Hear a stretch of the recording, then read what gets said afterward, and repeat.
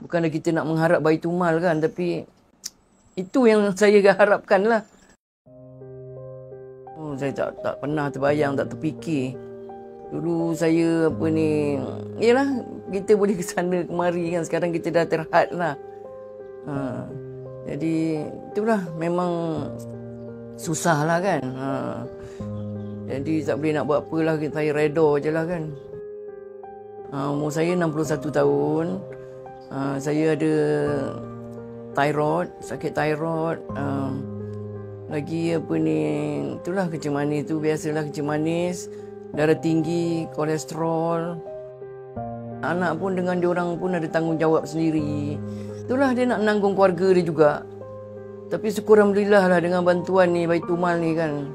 Daripada Mawib ni, syukur Alhamdulillah. Banyak lah kira. Boleh lah kira membantu saya lah, membantu sangat lah. Saya doakan supaya orang pembayar zakat ni dimurahkan rezeki oleh Allah Subhanahu Wa Taala. Dipermudahkan segala urusan mereka sebab membantu membayar zakat ni kan. Dapat juga saya merasa lah. Syukur Alhamdulillah kepada Allah. Terima kasih pembayar zakat.